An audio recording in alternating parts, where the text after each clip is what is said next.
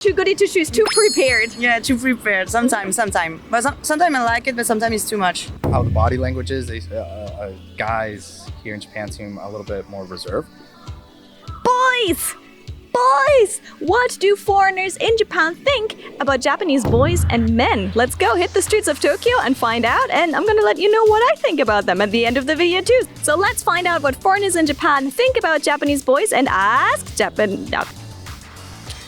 Let's find out what foreigners in Japan think about Japanese people and ask foreigners in Japan. What do you think is great or good? Tell me the good and the bad of Japanese boys. Japanese boys. The good is like the gentle and they're like thinking much about the comfort of the girl, like of the partner, and it's good. Like they for example, they book restaurants in advance, and the cons for me is like maybe it's too much like in control.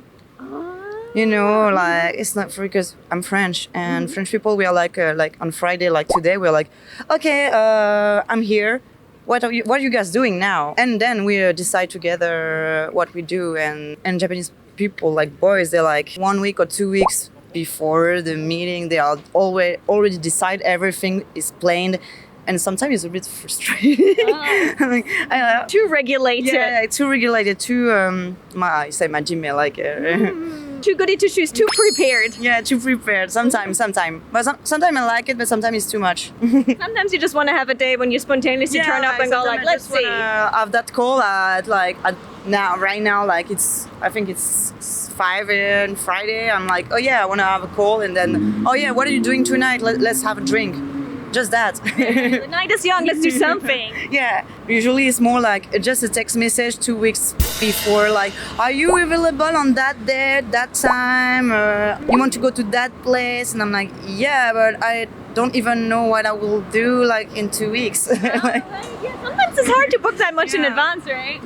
So I have kind of jobs like I don't have a like regular schedule. So for me, it's really difficult to schedule like my private life that much in advance. Yeah. Good and bad about Japanese boys. So Japanese guys, they're, in my opinion, they're very hardworking. Like, you know, all the guys I've worked with. Not just your opinion. Everyone thinks that they're very hardworking. Like all the guys I've worked with who are Japanese, like, you know, professionally or even when I was in college, you tell them to do something, they'll do it. You know, you tell them, hey, can you help me with this? But, you know, there's a deadline. They'll get it done by that deadline, right? And there's a weird perception here in Japan of like, you know, the business culture being kind of inefficient because they kind of drag it on and go overtime and stuff. But no, if you tell people, hey, let's do this by this date, they'll get it done. And I really appreciate that. But I guess the bad, you know, it ties into what I said earlier. If you don't really tell them what exactly you're looking for, they kind of guess.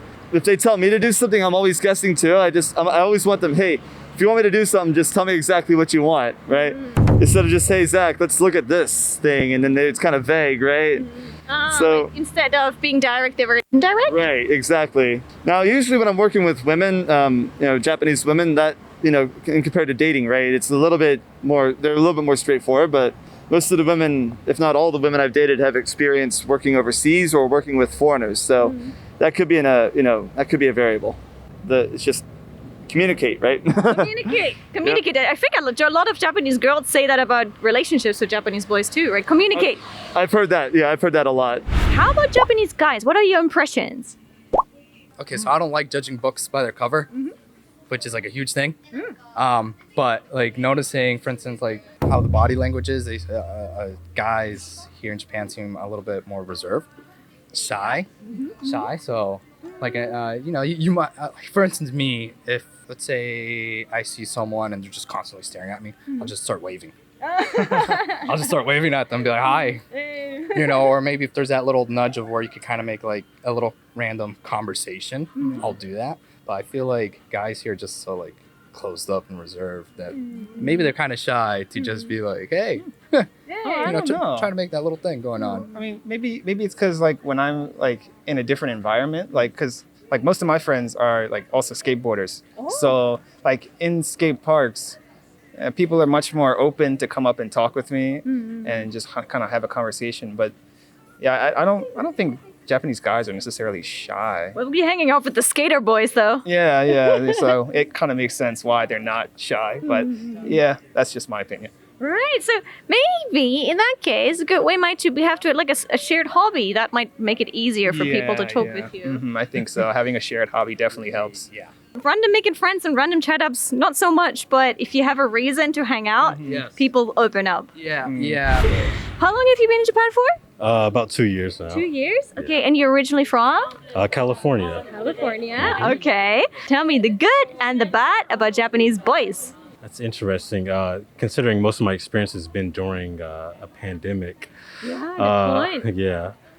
Within the last year, I've recently gotten out more and been working in the Japanese force and working with Japanese men. And I feel like as a foreigner, it's a bit difficult to really get into their cliques that they have when going out drinking and things like that. Like even right now, I'm going to drink with friends, but they're foreigners. You know, so it's a bit difficult to get in close with those groups, I feel like, from my personal experience. So maybe you need some time to become part of the group. Right, yeah. It's only been a couple of years, so maybe it takes a little bit longer here. Yeah. Good point is, it's great to work with them, but point is, it's kind of hard to become part of the group. Exactly, yeah. That's, from my experience, that's how it feels, yeah. How about Japanese girls? Like you said, you're still struggling to become friends with Japanese boys. What do you think you'd have to do to become better friends with them? For one, speak better Japanese on there. Even though I work with colleagues who speak Japanese colleagues who speak English, I feel like if I could speak Japanese and get into those situations, maybe in like izakayas and things like that, where they're drinking and just talking, if you can communicate, that goes a long way. And so I'm not really faulting them for kind of keeping me at arm's length. I think it varies depending on your language skills. So the more you can speak, the more you might get along. Exactly, I feel like that's the case. One thing that really surprised me when I came the very first time to Japan, it was an exchange and I went to a high school.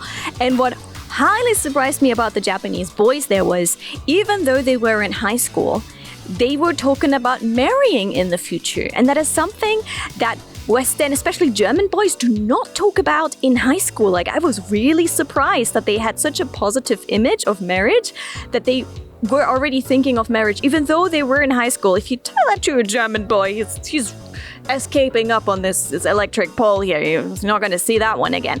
So it was interesting that they are very serious about kind of having a family, marrying in the future.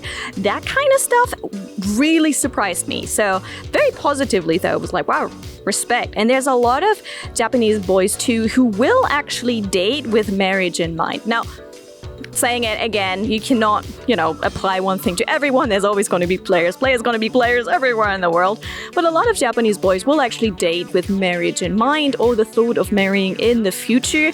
So we interviewed a couple of Japanese boys and men who literally married after a very short time because they already dated with marriage in mind. So the purpose of dating was just to find out whether they could marry that person, and then actually got serious. So that's very interesting. And Again, not everyone is the same. The kind of boys that go and chat up girls and Shibuya nights might not be the kind of boys who have something serious in mind. So just be careful about this. There's players everywhere. But yeah, that was one thing that really positively surprised me. Very, very much surprised me, because you don't see that in Germany. No.